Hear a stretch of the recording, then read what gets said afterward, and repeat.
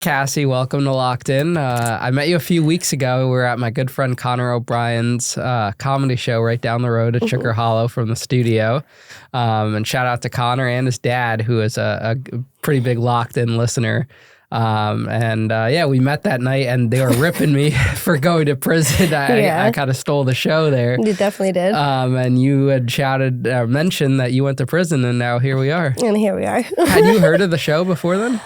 I have. I've watched like a few little things, like nothing, like just clips on like Instagram and stuff like that. But yeah, thanks for having me. I'm so nervous. Why'd you never reach out before? You didn't want to come on? I guess I'm just like I don't know. I'm just like not usually someone who just really talks about all my stuff all the time neither. So just been living kind of under a rock. Yeah, but what are the chances, I don't know. like that I'm there, I never go there. No, it's hilarious. I happen to be there, you're there, and you went to prison. There was 10 people and now in the we're room. here. I know, it's incredible. No, it's cool. I know you just made your coffee, but before we start, I'm going to have my Magic Mind energy shot. There's one there for you if you want it. Have you ever had one before? No, what is this? Do you like matcha? Not really. Okay, you got to give this a try, and you can drink this with coffee. This will give you a little boost of energy. Well, not like mixed in with the coffee, but like you don't need to have one or the other as a form of energy. Okay. Like, you know how some people have a coffee or an energy drink, not really both. Right. This you can have with it. Okay, cool. And if you read the bottle, sharper mind, lower stress, calm energy. And I take one of these before every episode. Kind of like literally locks me in. With 12 magical ingredients. Yeah, 12 magical ingredients. And I was never really, I never knew what matcha was until I had an ex-girlfriend that introduced me to an ice cold Dunkin' matcha years ago. And then ever since then, this is the only other matcha I've had. It's good. Best served cold. And, listeners of the show get an exclusive 45% off if they use code Ian Bick Jan. That's Ian Bick, Jan. I'll have the link in the bio. But yeah, give it a shot. Absolutely. Yeah, you can shake it up. Yeah, it's good. Formula, lion's mane. Yeah, magical. Are you going to feel like a lion after this? It goes down easy too. It's actually really not that bad. I know, right? I'm not a big matcha fan, but like if this is a wellness shot, it's going to make me feel better. I'm going to take this. It's like Dr. Sebi stuff. Yeah, and it's not that sweet. It's literally subtly sweet on the bottle. And they're great. And they also have a sleep version too, where you take one of these before bed, the sleep version. And I tried the sleep one the other night. And you get a great night's sleep. Wake up feeling refreshed. Your brain. Yeah. So you just reclaimed your brain before this episode. Absolutely. And, everyone used Locked In, the code Ian Bick Jan, and get that 45% off the bundle. Definitely check out Magic Mind. I love it. It's good. It's not bad. Yeah. But I still want to wash it down with some coffee. I'm just not gonna at least you give it a try. No, it wasn't bad. That's what they want. They want honest feedback, of the product. I don't drink anymore, but in the Magic Mind? Yeah. I don't know. I guess maybe you could. What if someone want to make a margarita with Magic Mind? I don't know. Okay, so you live in Danbury now, right? Well, yeah, always, pretty much. You grew up in Danbury? Mm-hmm. Born in Danbury? Yeah. Okay. Yeah. Who were you raised by? Both parents? Actually, my grandparents. My grandma was like, please don't talk about it. Oh, you told your grandma you're coming on? I did. Did she know what this was? Yeah. She was like, oh, God, Cassandra. So we're here. But I'm really excited, actually. I think it's really cool what you're doing because my grandma had 5 kids, so I'm like her 6th kid.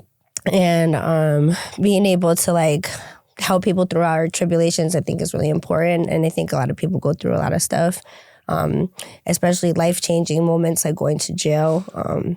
It's uncomfortable. Being there is the worst feeling in the world. I don't wish jail on anybody, other than those people that rape and kill people, you guys should probably just die. But I guess you guys get to go to jail and stuff. Some people get to walk the streets, and then drug dealers go to jail forever. So yeah, it's literally crazy thinking about someone that's sitting next to you casually somewhere could have spent time in prison, you at the comedy show. Right. Even me, I've been thinking about that more. Right. A lot of people, if I was just a normal, not well-known person, they would have no idea. Yeah. And I'm sure people think about that about you at your job that have no idea or anything like They're that. They're like, no way. They're like, what did you do? And I'm like, I didn't even actually do anything. Just kind of just didn't tell on anyone. So it's just like, I know everyone has a story with that. And I think that's the importance of, bringing out the normalcy of it that it is, because millions and millions of people do go to prison. Right. I missed out on a few years. I don't know. When did you stop like throwing a party? Because I know like Horizon like kind of So took you used to go to tuxedos back in the day. Horizons was actually before me. Yeah. And that because and that they didn't succeed because you like blew them out of the original tuxedos blew them out. And then Tuxedos was always doing the teen parties, which I'm sure you went to. Yeah. You were too old for my teen parties because you're 4 years older than me. Yeah. But then you probably went to some of the bigger shows I did because those were all ages. Right. But you probably went to Lush and it was Lush all those iconic Lush was places. A party place. Yeah. I remember when I came home, it was mad cool too because like everyone was outside in the balcony like at Lush and they're like Cassei, and it was like I felt like a celebrity coming home. Like no one wrote me though. No one sent any money. So it's like fan club. Thanks. So what was your opinion of me before you met me? To be honest, like I just remember like Nadia always being like Ian, and like that's why I thought you remembered her. But obviously, Nadia, if you're watching this, we made it to Ian's show. I don't know. I've met so many people. So that's what I'm saying. But she was always a party promoter girl too. So she was always like helping out like the Danbury people in the community, just like trying to encourage like having a good time and staying like family oriented and stuff. So it was always fun. We always went out as like a girl group, like just wanted to dress up and be pretty and have fun with those foam parties. Those foam parties pretty lit. Yeah, I feel like parties. Anyone from Connecticut knows about those OG Tuxedo Junction These parties. Kids don't know what parties are. Like we had those real cool parties. Like I remember there was this really popular kid in Danbury. I don't know if you know him. What was his name? He always had the really nice parties every year. He was Big Shot. I don't remember though. I forget his name. I never got to go to his party. Never. Yeah, I do this mentorship program with kids that are affected by the juvenile probation system. And I'm like, are there parties? Like, does anyone throw house parties anymore? Anything? Like, they'll never know what like a Tuxedo Junction was. I think that they're like also doing too much gaming now. Everyone's addicted to gaming. It's actually pretty insane. So different. And there's like commercials now that say that's like it's a classified mental health problem. They diagnose the gamers as having a problem. I think it's funny. The one thing that is cool about this generation though is Uber. We never had that back then. Yeah, I get to DoorDash. Oh, you DoorDash? I mean, it's not my account. But thanks, friend. I used to DoorDash. I used to hustle. Yeah, no, they don't let me. I think it's because I have a DUI, but I didn't go to jail for that. Thank God. A very great lawyer. So, why were you raised by your grandparents? To be honest, my mom had me when she was 15. Oh, I'm so sorry about that. Let me just put this on. Yeah, you're good. You got everything going off. No, I meant to turn it off, and I'm not really good with technology still. When you miss that year, you're still trying to... Yeah, missed a year. That's what you put it on. I'm just a little, like, delayed when it comes down to and stuff like that. Sorry, new technology. They're always upgrading. My mom, she had me when she was 15. My dad, I never actually knew until I was, like, 15, 12, 13. He came around once, and then he was always in and out of jail. But my mom was just a young mom, and I was just really lucky to have my grandparents. My grandma didn't have to take care of me, but like I'm happy I grew up on my mom's side of the family because I went through a lot more. I feel like I went through real things that made me who I am today. If I grew up with my dad's side of the family, who my grandpa's a retired vet and stuff like that, so. I could have been an accountant. I could have had everything, but it would have been so easy for me. Like this way I've lived my life. I've literally been through everything, and I'm just so proud of myself because like right now I'm doing stuff I never thought I would do. Like I did dental assisting for 10 years after, coming home. I went to a course, and then I just went from there. I excelled, then I loved it. I went to regular dentistry, went to orthodontics, and then now here I am. I manage 2 companies for a roofing and a painting company, all in one mothership. And I just can't believe I finally made it. I'm 33. My birthday was actually on January 16th. So this is like a little birthday gift to myself. I'm just like, here, go be yourself. Like, I've been living under a shadow of just being so ashamed of like sticking up for everyone else instead of sticking up for myself. And for once, I'm like doing that. So I'm just like, I'm owning this. Like 33 is for me this year. So well, you're off to a good start. Thanks. So with your mom being so young, your grandparents were probably pretty young raising you as well. So it probably felt normal, like as if they were a mom and dad. Well, I really didn't even have much time with my mom, I guess. Like with my grandparents, I grew up with my cousins and their parents. So my mom wasn't really in the picture. Like even though my mom was young, my mom was just not there. Like it wasn't like my mom lived in the same house with us. Like she was off doing what she wanted to do with wherever she was. And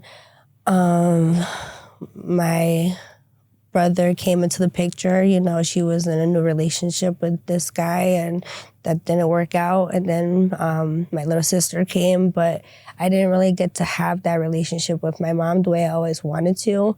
And even still till now, it's still awkward. I love her, but it's just hard to, you know, get that relationship of having a mom when it's more like having a friend because she's trying to be so cool too. And just like, it's weird. Does that make you hesitant about having kids? No, I want to be anything. I want to be a mom. That's if I could be anything, I want to be a mom for sure. But just with the right person, right timing. I actually had, I don't know if you weren't there for the first comedy show. It was such a great joke. So I was at the comedy show last time and there was this guy who was talking about like, you know, how COVID happened and people were like cheating and dying. He's like, you know, I was like, you know, it was a joke. And, you know, my fiance, I was with him for 13 years and he died like 10 years ago. So I'm like, oh, but he was so bad. But like, I loved him, but like he hurt me bad. Like my pinky was never going to be the same. I went through bad shit and I'm just, I guess, I don't know. I just, I never thought that, this would be like my life, you know? And getting over him was really hard, but I definitely want to be a mom. I just wanted to be with the right person because of what I've been through. I want my kid to have the unconditional love where they're not looking for relationships or people to love them. I don't know if maybe I did that, but I feel like kind of like a sucker because my grandma says I'm not God. Can't fix everyone, but I'm like, here, let me love you, let me help you, let me fix you. Like, stop doing that. Like, if you just let me love you, it'll be so much better. And it's just like suffocating probably because I'm a lot sometimes. But yeah, I mean for all the good stuff, not to be annoying, but. Well, never stop being you know? Yeah. It makes you original and unique. Thank you. Nice and bubbly. Yeah, without drinking, it's crazy. My boss thinks I'm insane. Well, it brings out the true you know? Yeah, thank you. Did your grandparents have a good financial situation while raising you? To be completely honest, I never was one of those kids that asked for anything. I came up with them. Obviously, they give you like some child support and stuff. So my grandparents definitely financed off of that for my grandma. She was a stay-at-home mom. She used to drive school buses back in the day, but to take care of me afterwards, you know, she just became a stay-at-home mom. My grandfather worked 7 days a week just to provide a roof over our head, actually. And you know, I didn't really actually grow up having like nice sneakers or like Nike, a name brand, anything. Like Bradley's before, like you used to buy lacrosse shirts, they were $7, bro. Like they're $70 now. Like I remember this because my grandfather had to wear for being a janitor in Newtown Hawley School. He had to wear those blue like collared shirts and he loved his lacrosse shirts. My grandma was like, those are $7. We're getting them as a steal. Like, you know, like anything off the bargain rack. My grandma was like, we're getting it. No, you can't get that's going on layaway. We'll get that back in like, you know, in December or something. Never get the clothes.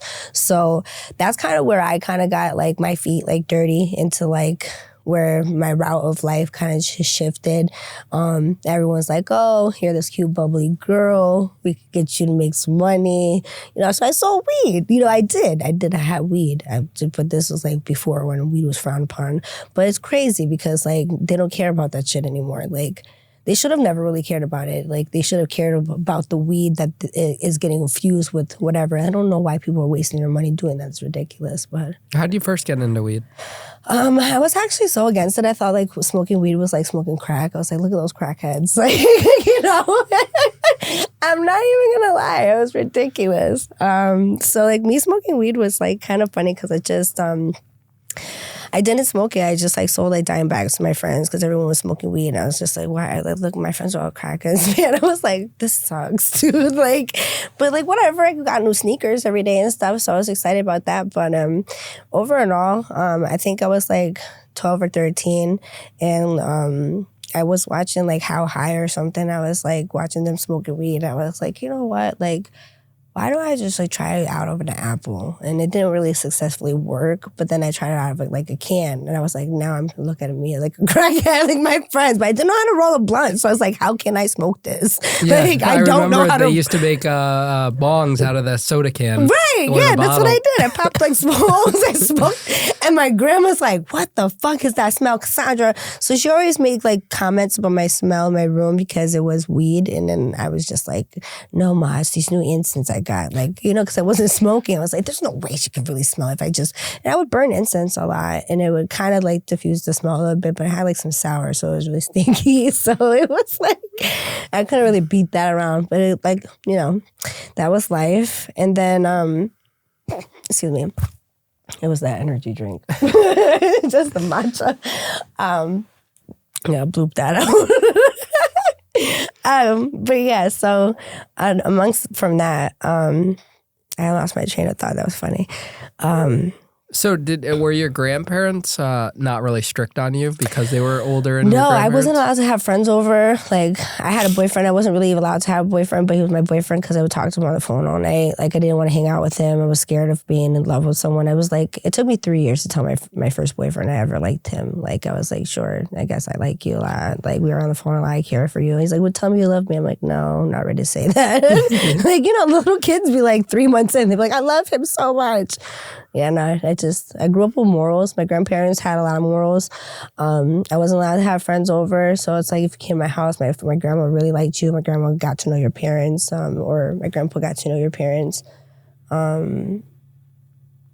Yeah, I guess when it came down to me going outside, I was good at lying. Because I was just like, oh, I'm going over to so-and-so's house. So it's not like she would know really where I was. I was in New York one time. I didn't come home for 2 days. And she was like, that's it, Cassandra. I swear to God, I'm calling the cops if you don't come home. And I'm like, dude, we got to go back. Like, you know, I was a little rebellious. I guess I get that from my mom because I am my mother's daughter, so. How would people describe you in high school? I know you just said rebellious, but what else? Crazy, Cass. Yeah, like amongst that name. That was like a nickname they gave for me because like I used to fight all the time over this boy that used to like break my fucking heart, who also ruined my finger. R.I.P. You were one of those girls getting handcuffed out of the Danbury High School? No, never getting handcuffed. I actually, I don't even think I fought in Danbury High School. I think I ran...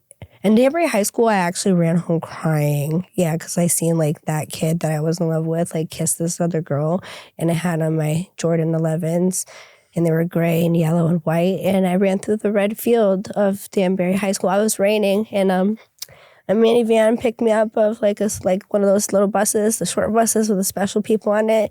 And they were like, oh, she's crying. And they were singing me happy birthday. It was horrible. No, it was so bad. I was like, this is the most embarrassing moment of my life. And before they picked me up, I got splashed with a huge, yeah.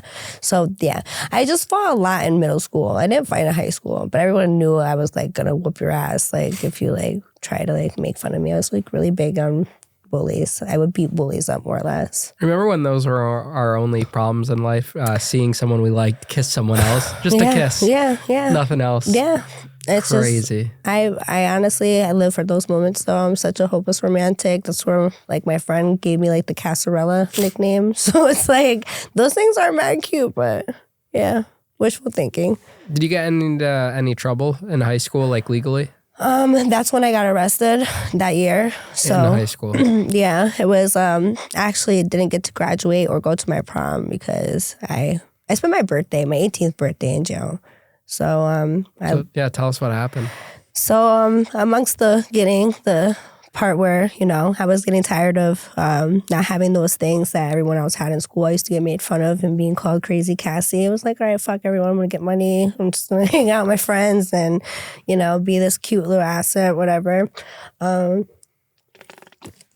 It's just funny because like I didn't even sell like a lot of weed. I wasn't like a monster drug dealer or nothing. I would have like a half of weed and I would just re-up and just like we're little kids. Like, you know, you just buy your sneakers and buy some more weed, smoke some weed, you know, just recycle your funds. And then I guess I was hanging out with these kids who are trying to get me to like hang out with them and sell like a lot. And I was like, no, dude, I don't need that. Like, I'm good. And me and my boyfriend at the time were fighting. And I let him like stay home at my house because he would always be at my house. So I would go out and hang out with my friends. And this kid was like trying to push this on me. And I was like, no. So he ends up yelling at the girl when we're driving to drop me off home after I said no. And the girl takes a right turn she took a left turn at a red light in front of a police officer. And that was just like, whoop, whoop, whoop. But I was like, oh, shit. So it sucked because, like, I don't know how much weed they had on them, but it was just, at that time, any type of weed, any amount of weed you had, especially next to a school zone, was like a felony or whatever. So that happened. And we were all, like, locked up downstairs at the Danbury courthouse. And they're like, or the Danbury police, the Danbury courthouse, and they're like telling us the next day, like all the guys that we were with, oh, don't worry, girls, like we're gonna make sure like you guys get home, like we're gonna take this one, like don't worry. I know you got stuff going on at home. We're not going to do this to your families. They're the only ones that got fucking bonded out right then and there that day. They're walking out of there while we're in the courthouse. I'm looking at the other girl that was driving that took the fucking left turn. I was like, you dumb bitch. You know, I still know her. We laugh about it to this day. I just don't want to say any names, obviously, because it's just, like, I don't give a fuck about those people. But I do care about the people that didn't do anything wrong, that got in trouble for it, because it did really fucked up my life. And karma's a bitch in however way pays forward. But how old were you? 18 at that point? I was 17. So like I got in trouble like 4 times hanging out with the wrong people, and that's why I think it's so big for people to grow up in a good foundation, especially with parents. And that's why like this whole kind of conversation helps heal me a little bit, because it makes what I'm actually believing in mean something, you know, because like kids shouldn't be going to hang out with other people because they don't want to be home, or they feel uncomfortable, or they're getting made fun of, or they don't have what the other kid has, you know. It's just so stupid. But being cautious of who you actually hang around can change your whole entire life. Like if I had just hung out with my girlfriends instead of trying to hang out with like those type of people, then my life would have been a lot different. But was that your first time ever getting arrested? Those 4 times in 7 months, yeah. What were the other 3 if you got pulled over that time? It was like literally the smallest piece of weed, like this big. And then there was like another person I hung out with who had like a hallucinogen charge. They were like making a transaction, and I was just there. And again, I got blamed for it and no one else did, so... So what are these charges that you're getting hit with? It was hallucinogen, intent to sell. There's the felony classes for the marijuana for being next to a school zone, and then attempt to sell for those. But I think they took the charges off now when it comes down to the weed because of the law that they passed. I haven't actually checked into it, but I did hear that as a thing, so I just don't remember exactly 100% what the rest of the charges were, but it was all like repetitive charges because it was weed. And if you had a bowl, and then if you were like a scale, baggies, things like that. I bet you they didn't take the news articles down though. Yeah, it's definitely up there still, I'm sure. That's what's messed up about the system. Yeah. You could have your record expunged before the old news articles come down. No, I bet you it's still there. We should look. Can't we? Yeah, you Google it. Fuck it. See if it's up there. I always wondered this too anyways. It's like, no wonder why DoorDash don't wants to hire me. It's like either it's gotta be either one or the other. Google. Yeah, but life is crazy. I'm just thankful to be alive, more or less. And like I said, whatever we could do to teach the people to like keep going and never to give up is more or less the message I want to definitely give. So that last pullover when you guys were all in the car, that was the last charge? Yeah, that was my last charge. And what other than my drinking and driving, I got my DUI, but you didn't go to prison for that? No, yeah. So did they not give you a bail, or your grandparents didn't come bail you out? My bond was like $50,000. Wow. Yeah. And, well, weed was a big deal back then. And there was that much. Oh, no, they were trying to smoke my boots. They were trying to give me 5 years suspended after 2 years with 5 years of probation, like special probation. So you never got bonded out for that charge? You stayed in there at 17? Wow. Well, I only ended up having to do, because it wasn't a violent crime. So I didn't have to do a maximum charge or however it works. Like, what is it, like a percentage of time or something? I never went to state prison, so I'm not sure. Never mind. So where did they bring you? You get arrested. You're at the Danbury police station. What happens when they said no bail? So you go through the transition with the ice cream van is what you call it. Yeah, I love those things. So you're in the back of the thing. There's men and women in the back of the ice cream van with you. And you're just like on this road to New Haven. And you don't even know where the fuck you're going. You're just watching through that little window, Danbury. And you're like, I'm never coming back here. Like, I was scared shitless, to be honest. The last time I actually went to jail, too, I boofed up some weed. I was like, I didn't want to get in trouble for it because I was like, I know this is mine. I was like, please don't let this happen to me again. Because like the last time I got in trouble, like the guy didn't take the blame for himself. So I was like, no, go fuck you here. That was when you were in the car? That was that time in the car? When I was in the back seat to the thing. I left it in there too when we were downstairs. And yeah, I traveled all the way. This is going to kill me. So what do you mean you boofed it? Explain that to the audience. Well, I didn't put it up my butt, but it just... So you put it up your vagina? Yeah. In the bed while the cops are pulling you over? Yeah. I just didn't know what else to do. I panicked. Could have thrown it out the window. I could have, but then it would have been outside the window. They would have seen. Yeah.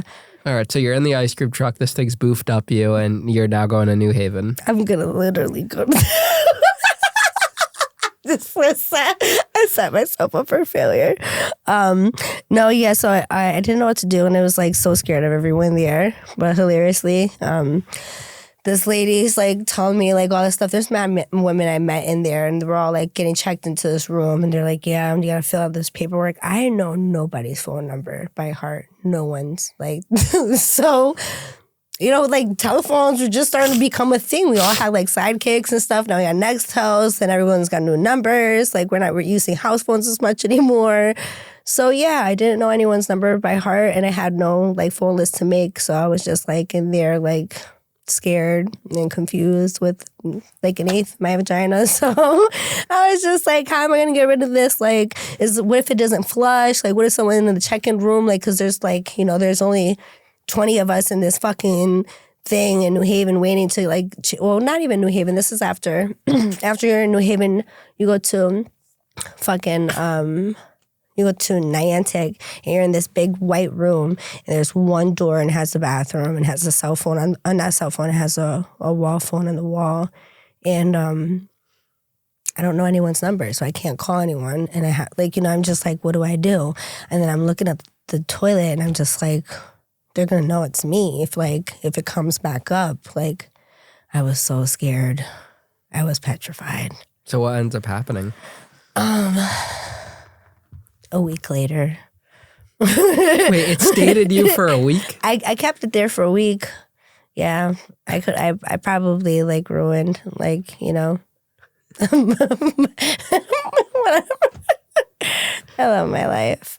But yeah, no. So you never got caught for that? No. You got it out? This girl told me after that she did this mad times, and I was like, there was people smoking cigarettes in there, like getting weed in there. I was too scared to do it because I wanted to go home. I was like, I am not getting in trouble. Like, this is what got me in trouble.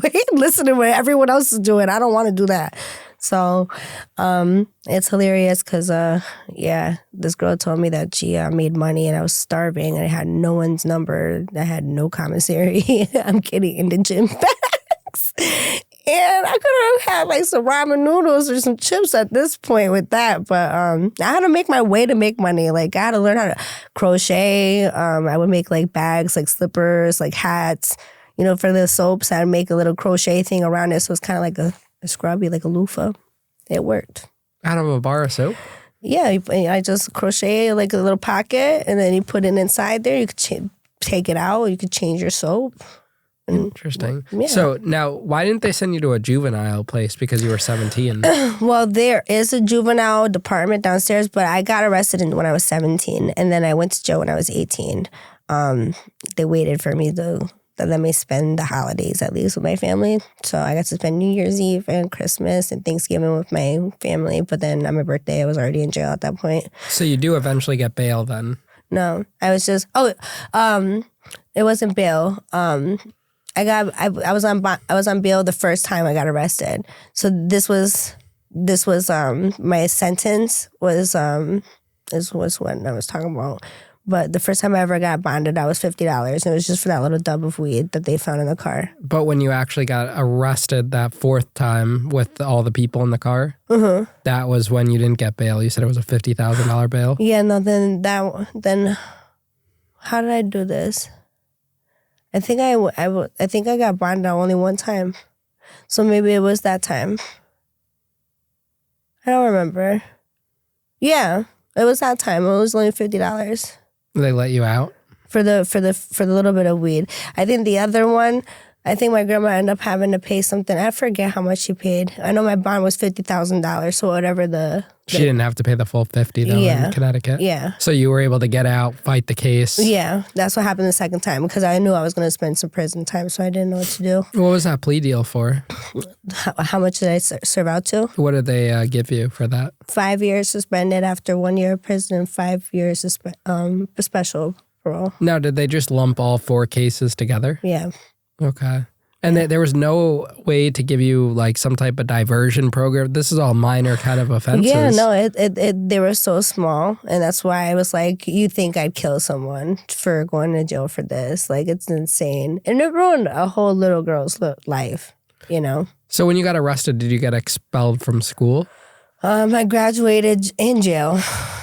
So you never finished at Danbury High School? Mm-hmm. Okay. Yeah. So did they kick you out of there then when the arrest happened? No. Or do you go to high school when you're on bail? When you're in jail, you go. There's a school there in jail. But when you were on bail, fighting that case because you were still, in high school. I was going to ACE at the time, so which is the alternative school in Denver. So they I think they just talked about it. You know how they always usually talk about when someone does something in their life, they're like, oh, I know a girl. They always give a story. So I'm pretty sure, there's a girl that lived right across the street who just never came to school. How long were you awaiting the sentence for, like fighting the case?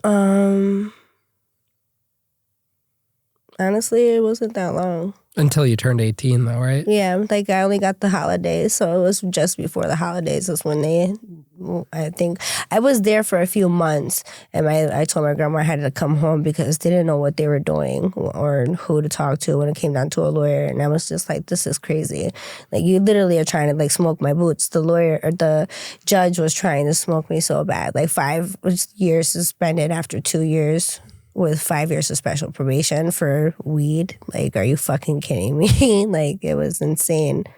How did your grandparents react to this? My grandmother, she was heartbroken. Someone stole her identity when she was younger, so she was not able to be on my visiting list, which was the most hardest thing because me and my grandma were like this. My grandfather worked all the time, and he was sick with cancer as well, so he wasn't able to come see me. It was a really hard time for us. A really hard time. I lost out on years of life with my grandfather. Not even years, just like fighting that stuff and putting him through that probably made him sicker because he was always worried about paying for the lawyer or something, or having no money. I know he pulled out his 401k just to give money to my lawyer. So, how did it feel knowing that you had to do a year in prison? I didn't do a full year, thank God. I did like 6 months and I had 45 days that I did in a rehab. The rehab was like fucking a 5-star hotel. Like, I swear to God, I was having chicken Caesar salad meals and it was fire. But when you got the sentence, you thought you would have had to do a year. Yeah. What was that feeling like? I was still scared regardless. I didn't want to be. there because my grandma had an open heart surgery for like a pacemaker and stuff. So I knew everyone was sick, and I was just like really scared that, like, you know, leaving her and upsetting her and just not being able to see her.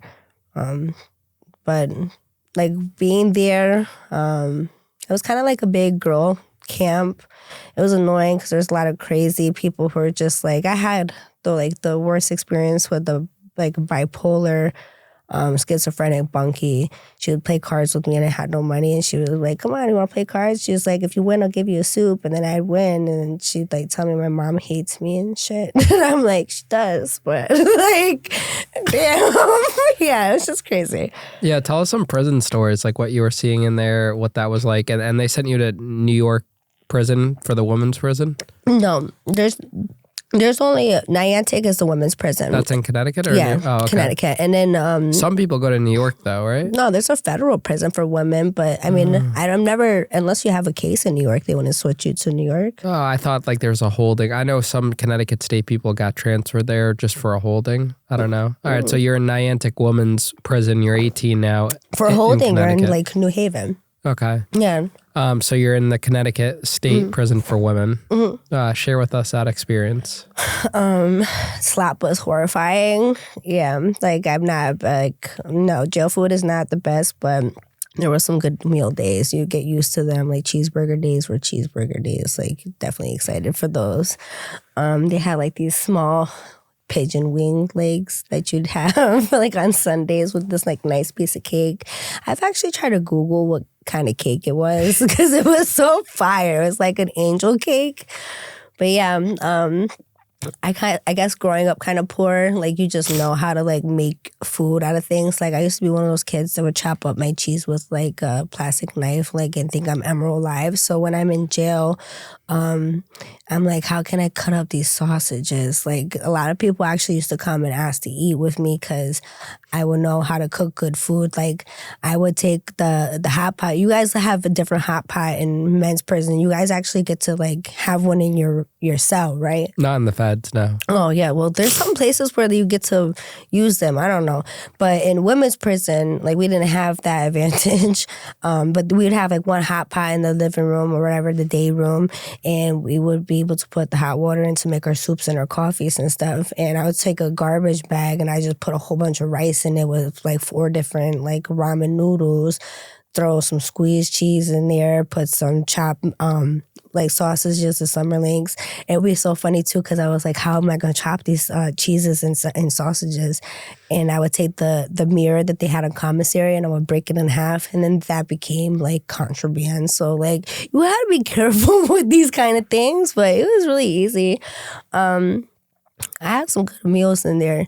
I think it's an omen to make them at home, but yeah. Was that your hustle too? Like having people buy meals from you? I mean, no one bought meals from me, but I was just like, you know, being a little girl there, and I'm the youngest one with all the other adults. Like there's like 7 little girls that are in the youth center down that one tier on the east side or on the west side. When you go to the east side, that's when you're like already in, like you could open up a window, but you got bars there. I had carpet in my building. I was in the CC building where we did like every morning prayer. We have like a daily word. I wrote to be in that building when I got sentenced because I wanted to do the program. And the program is like kind of like helping like people, women go through mental health and, you know, finding God and stuff like that. So I was interested in going into that building. So I wrote to go there. Plus we had a tennis court, but we didn't get to use it, just walk around it. So what did you guys have to wear?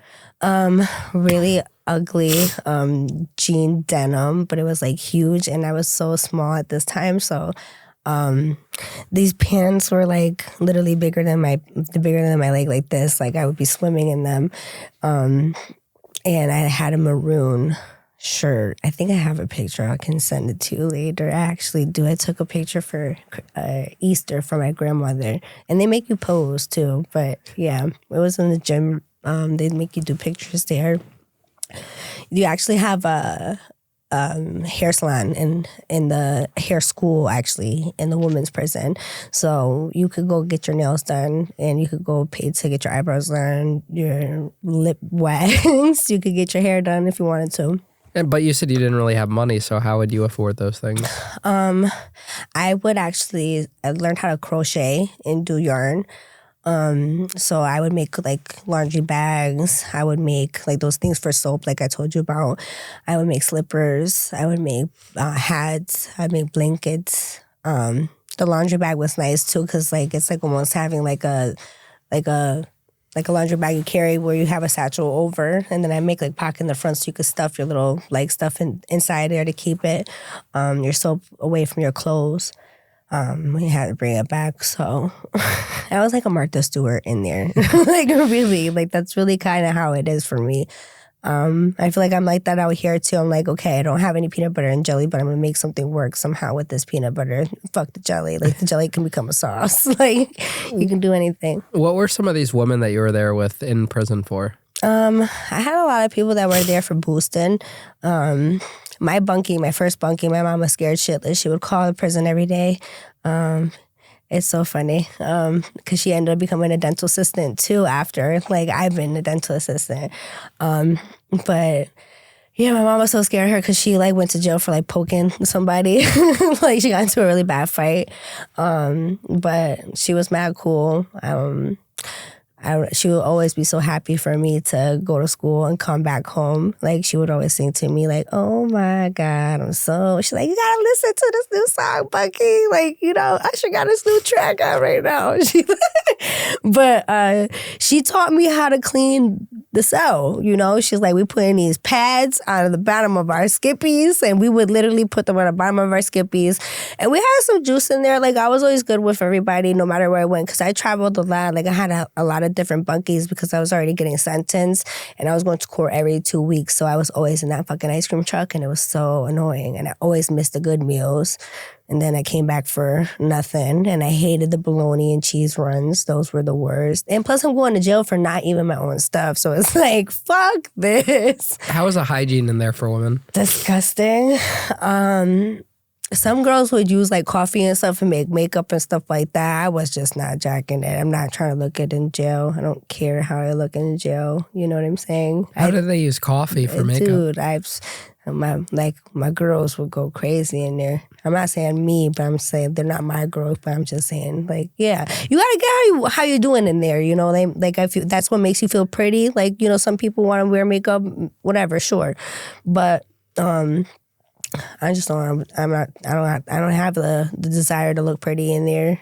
You feel like shit in there. You're deprived from all your clothes. You're deprived from all your hair products. Like, especially when you don't have anything neither. Fuck that. You're not really worried about that. All you're really worried about is just, you know, your relationship with God and just wanting to come home.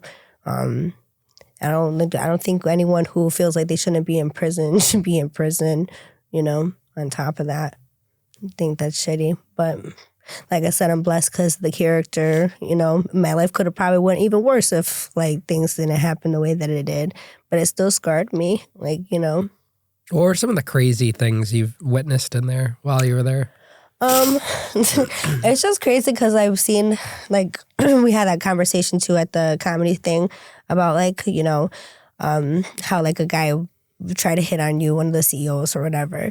Like, I remember I had my wisdom teeth growing in, and this guy, because like my last name is Ricci, but he used to always be like, ooh, Ricci cup. And he looked like the guy from like White Chicks, like the big black guy. He looked just like him. Like, oh my God. I'm sorry for saying it like that, but what's his name? Tracy? Tracy Morgan? Yeah, the big guy, right? Oh my God, late downtown, walking fast. No? I don't know if it's Tracy Morgan. No, it's not Tracy. No, Tracy Morgan's the other guy. Yeah. I don't know. Okay, so that guy, yeah. So the guy from White Chicks, right? He looked like him. Mm-hmm. So he's like 7 foot tall. He's huge. He's like, Reese Cup, you haven't ate in 2 days. He's like, if you really want to go to medical, he's like, all you got to do is just tell me, Daddy, it hurts, and I'll let you go. And I'm like, ew, no. So I sat in my bed for 2 days, and I didn't move because I couldn't eat and anything like that. And then my bunkie, her name was Nicole. She was from Hartford. She taught me also how to shake my butt. I love her. She was such a good time. She was funny. She made Joe worth it. You know, she was like, come on, we gonna do this, girl. So we used to think like that. But then she was like, you know what? Just tell that motherfucker. Just calm down. You gotta get to medical, girl. You gotta get this. She's like, you haven't eaten in 3 days. So I ended up having to tell him, Daddy, my tooth hurts, so I could go get some Tylenol. And what happened? What did he say to that? He said that's all you had to do. But I was thankful for, but I was scared shitless of him. I thought that maybe one day, he's coming for me. But I think, I don't know. It's just crazy and disgusting. But I would, I would see mad girls entertaining that stuff. There's actually girls that you would see through the window walking out with CEOs, and, you would hear the rumors because, the girls have big mouths. That's how they got, the candy. That's how they got the cigarettes. That's how they got whatever. But, yeah, I just could, ugh. But that's how people live their life, I guess. But that wasn't, the life for me. Were there a lot of fights in there among the women? To be honest, no. There's just a lot of lockdowns because I think mental health stuff. There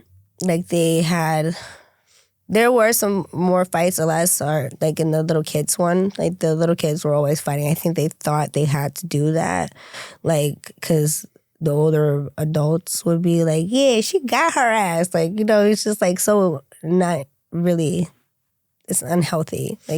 Just encouraging toxic behavior.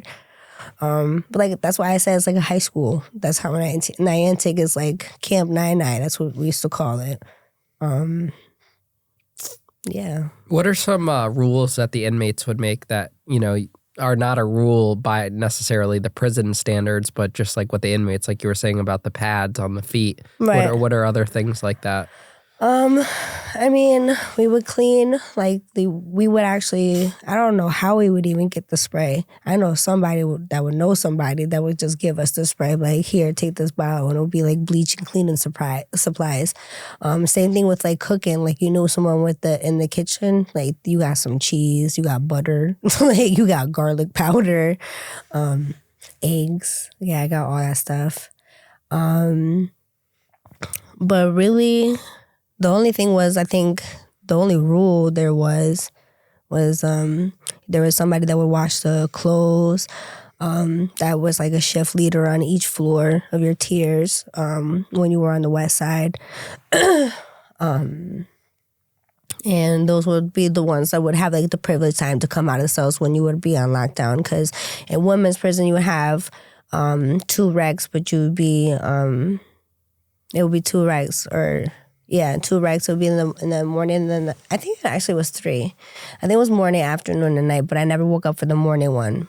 Or it could be just been 2 recs. I just know that sometimes I would wake up for breakfast and it'd be 4 o'clock in the morning, and we'd have to walk in the cold, and it'd be turkeys outside on the east side. And I don't know who it was that started it, but I think there was a commercial for one of the years, and it was the turkeys, and you would whistle, and they would start going. And it was wow, the girls would do it all the time, and it would actually work. There would be mad turkeys, and the CEOs would get so pissed. They'd be stop doing that. But it was our entertainment while we're walking in the fucking cold, getting these eggs and grits in the morning. You were telling me off camera that you were in there with a pretty notable inmate, too. Huh? A notable inmate you were telling me about? What do you mean? I guess there was a woman from Danbury that killed her baby or something that. Oh, yeah. Chop is what they called her. So I guess there was this older woman that I was in prison with from Danbury, and she didn't really talk to anyone at all. People just didn't fuck with her because they were just nah, that lady's a beast. I guess she chopped her baby up, her and her husband. She had a jealousy over the baby or something. So I guess the baby wasn't crying. The guy comes home from work. He's eating his soup. And he's like, oh, hi, honey. Where's the baby? It's so quiet in here. And he's like, oh. She's like, oh, you're eating the baby. So he spit the baby out. He called the police. And she was locked up ever since. But yeah, she used to always ask me for the time because I got finally the money to buy my watch because I was tired of asking other people what the time for the watch, what the time was. So I got my own watch. And she would always ask me what the time was. And then people were like, oh my God, did she talk to you? And I was like they couldn't believe that she talked to me. And they were just like, yeah, don't fuck with her. Like Chop's going to be on her sideboard, everything. But this lady, she would always make us get on lockdown because she was either like stealing like some type of like screwdriver was one of the events where she was working next to like the maintenance room and she got a screwdriver somehow. I don't know if she was trying to hurt somebody. I don't know if she was trying to get out. I don't know what she was trying to do. Like Chop did not talk to nobody. So you don't know what this woman's thinking. She's just speeding around the room and doing her laps around like the day room all day long on repeat and just ask the time. That's it. Not to anyone else, just to me. So we ended up getting switched over and she was on my east side too. And I was just like, she still asked me for the time. People would just be so like, wow, like she really don't talk to nobody. But she also locked herself in one of those commissary bins one time. So we had a lockdown and we couldn't find the missing inmate. No one could figure out why there was a missing inmate. And since this woman is like, I guess the CEOs must be scared of her or something too, because they're like not even thinking about Chop, but it's like the one dominant person, the one little Asian lady that like cut her baby. It's just mind-boggling how they didn't know it was her. But it took them like all day. We're sleeping in tubs in the gym, you know, because we can't go back to our rooms until they find who this missing person is. And then they finally figure out it's this lady and they find her inside of her commissary box. Like, I don't know how she pushed herself in there, but I remember her cellmate had said she watched her put herself in there. She said, I didn't say anything. She said, because I don't want any problems. Lenny was scared of her. She was like, she never talks to me. She just watched her crawl in there. I'm just like envisioning some type of grudge shit, you know, and she's just like, ah. But yeah. And there you are for a low-level drug offense, and you're in there with the woman that killed her baby. With all of this crazy bullshit. I didn't have to go through this, and that's why I was just like, it's fucking insane. Like, I want to laugh about it as much as I can. It's just comical. It's not funny, but it is at the same time. And it makes you think about how many other people are in prison for way longer sentences for low-level stuff like that. I have a friend right now who's actually in jail, and his girlfriend just passed away because she had Crohn's disease. And he's in jail for something that's not even his neither, which is a really fucked up thing. I actually told him about you because I talked to him the other day and he was like, really? He was like, that's fucking cool, man. I was like, hell yeah. It's like Mike Tyson's like sponsoring his show. He's like, no fucking way. He's like, I always knew you would be like one of those people that do something like this. I was like, I don't even know if I can do this. Like, I'm so awkward and I hate being on camera. Like, does my double chin look really bad? Like, but I'm excited and I just, like, I'm writing a book about my journey of life and I'm really actually thankful that you asked me about myself because, like, I think that defines, like, what you're trying to do. Like, you really are trying to make a difference with people and give them hope. So I appreciate that a lot. Of course, that's what the platform's here for. Yeah, no, it really feels that way. Like, I feel like everything I'm doing right now, I feel like it's just been all the leap and faith with God. Like, I've been living by it for the past year. It's been like one of the roughest years of my life. I hit rock bottom 3 times before I got to being like where I am right now. So it feels really, really good. But like, I want to write this book so I can make an autobiography, but I also do want to make it like fake as well too. Like, I got to make it juicy and stuff. You have to keep the comical stuff and just elaborate, you know. But I wanted to make people feel the same way you're trying to do for everyone else too. Make them feel like encouraged, be able to speak up. And I talk a lot, so when the book drops, I'll let you know what it'll be called. But you'll be pretty impressed. So I have a plot twist. Did that experience in prison make you never want to go back, or did it interest you in committing other crimes? Wasting time. That's one thing I hated doing. So I think that's why I never left my boyfriend I was with for 13 years. Like, you know, I just hate wasting time. Like, fuck it, I can fix it. No, run, girl, run. Like, you know, you should have left. But yeah, I'm just kidding. No, I never want to go back there. Like I said in the beginning of the show, I don't wish jail on anyone. I think, like, if you are really, like, someone who's hurting children or women or people, I think, like, those people deserve to go to jail. But, like, you know, for something like me, like, I think I should have been overlooked. I think the judge was just mad because I was hanging out with these losers. And she's like, I'm going to make an example out of you. So, what was your experience and challenges like after getting out of prison at such a young age, but having this on your record?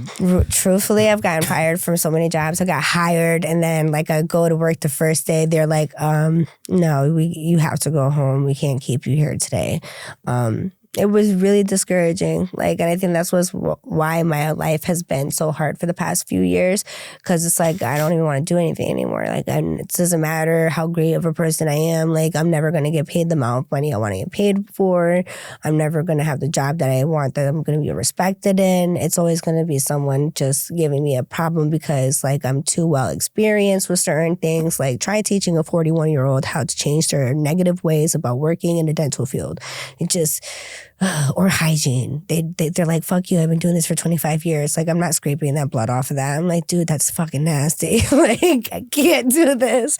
So that's like another reason why I converted to where I am in my job. But I'm very thankful. It's the people you meet, dude. I didn't even get this far with my fucking record. My record has screwed my life over my whole entire life.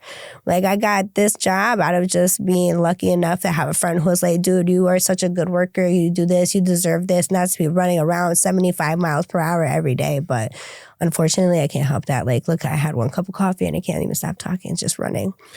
How did you get through those moments? You know, I've been in those moments too where it's very discouraging, you know, getting hired and then fired because of your criminal record and Can I hit my babe? Like that. Yeah, of course. Fuck yes. Ooh. Well, I cried a lot. I actually cried a lot. I cried every time. The only person I cried and called to is my grandma. And I hate that. So it's like, because my grandma is just like always like, oh my God, you're never going to get anywhere because that record. Like, she's like, can we get a sponge? Like, even still to this day, I'm like, Mom, don't worry about it. She's like, what happens if you lose your job and you have this great apartment, or you get sick and you can't go to work?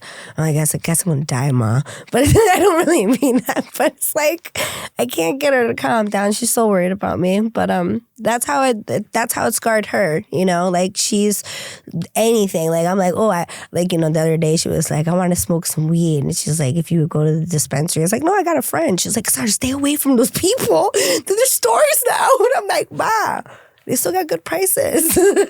Yeah, was it hard to separate yourself from those types of individuals that got you in trouble in your teenage years? It still is. Those people come for me all the time. It's like I'm the pretty girl. I'm like, you think you could still use me, and it's like, fuck you guys, like all of you guys. And I mean that like the best way. I've been taking selfies all year since last year with my like middle finger up, and it really just, it means that like fuck all of those people. I don't care. I didn't come it's like fed on a silver spoon or nothing, and I will always be humble, and I know who I am and where I came from. I'm not flashy. I fucking buy Target and Walmart stuff, Burlington. Like, I'm not Balenciaga or fake Balenciaga. But, you know, like, you guys can live whatever mindset you want to. Like, a lot of people, I've lost a lot of friends and a lot of family even, who are like still trying to, oh, she's not anywhere like near better, da-da-da-da-da. And I'm just like, whoa, why are you guys so mad at me? Like this is the happiest in my life I've ever been. I'm 33. I've been through so much. I used to party so much. Like, I love partying. Like, I was just like, I hated my life so much. I was just like, fuck it, let's go get fucked up. Like, let's go sniff, let's go drink, let's go party. Let's go, like, my friends, like, want to be shaking their asses. And I'm always like, yes, let's go. Like, I'm the hype man. Like, I'm at the strip club and I'm just, like, friends with big butts. And I'm just like, shake it. Let's, you know, it's a good time. Why'd you stop drinking? Because I feel like it just ends up being me around people that don't care about me, or just like bad friends that just like I don't need to be around. I always end up getting into something I shouldn't get into. No one else ends up losing as much as I end up losing type stuff. It doesn't matter. It could be like, why did I give this person a ride home? I got treated like shit by like 5 different people. Like, you know what I mean? There's just no advantage of hanging out with people that really don't care about you. Do you see yourself never having a drink again, or are you just waiting to see how it goes? Honestly, like, I have beer in my fridge right now. I just don't want to drink it. And I think maybe like having like a glass of wine or something by myself is like maybe a thing I might do, but I haven't done it yet. Like, I have the beer in my fridge because I bought it because I was moving into my new apartment. I like got it from my friend that was helping me. And I opened up one beer, didn't even finish it. And I think it's so cool though. Like you bringing that up is just like cool. Cause like, I think it's so cool. Cause like I go to happy hour and I get like appetizers and like I don't drink. And I get like $5 apps, and they're so good. Like I love the bill is way cheaper when there's no liquor involved. Hell yes! I'm not gonna lie though, Maggie McFly's, they will make you a mocktail if you want one. Oh, that's good. Yeah, they have this hibiscus flower margarita, but I love their edible flower. That's really why I want it all the time. But yeah, they'll make it as a mocktail. Go get some Maggie McFly's. What do you see yourself doing in the future? What are your plans? Well, right now with my business, I'm really been locked in. Literally? Legit. With Ian Bick? Yeah, I've been locked in with Ian Bick, and I've been locked into my job, though, for real. I have such a big responsibility of, like, the roofing and the painting and stuff. It's such an honor.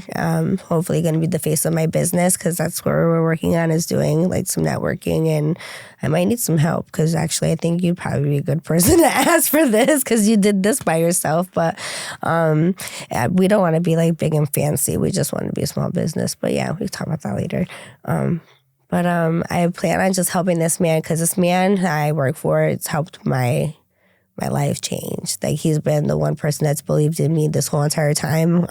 He's like, you look so much better than what you used to look like. He's seen me hit rock bottom, because I had gone through like some stuff. My boyfriend that I was dating, I still am dating.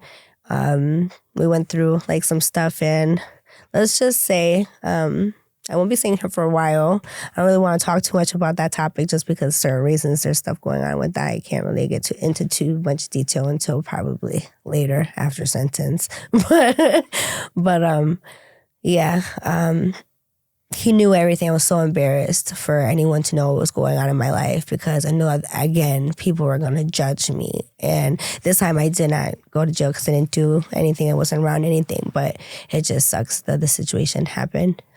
Witnessing him go through the criminal justice system from this point of view, do you now feel how your grandparents felt? Yeah, no, but I feel even worse, like, on top of that, because it's like, like, it's really just... It sucks. See, I am so empathetic.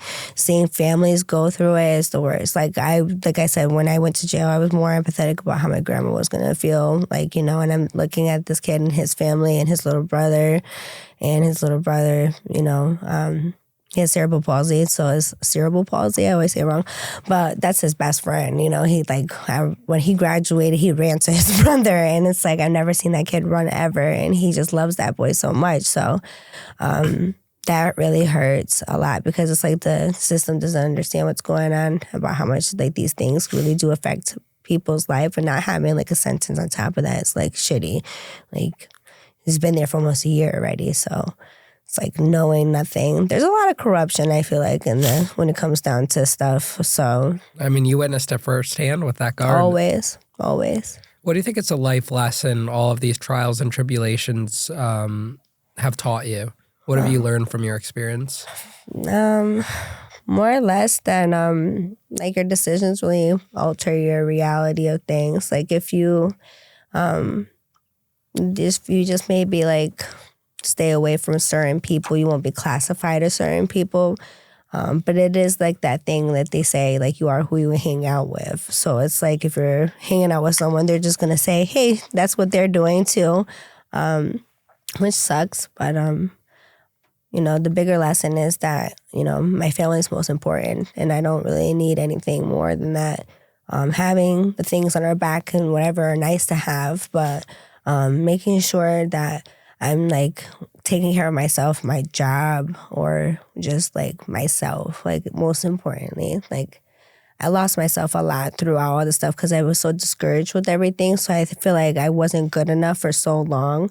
And I never really realized that until last year. And I was just like, holy shit, like, being sober kind of like rock bottom, sucky, but it also felt so good, because it was like I was honest with myself, and I could actually like, determine why like I was feeling certain ways. And it's because I was doing it to myself. Like, I was just punishing myself. I was having a pity party every day, like a literally pity party, partying, and just because of my pity. Like, what's wrong with that, But I like felt like I was trying to like talk so much, going through all that partying and drinking and stuff, and no one was fucking hearing me, like no one. And I'm just surprised that I am here, like, you know. You're doing great. Thank you. Thank you so much. Yeah. It's funny because Timeless Johnny is always like, come to my shows on Wednesday, my comedy shows. Come drink. I have free champagne. I'm like, I can't drink. But I still show up.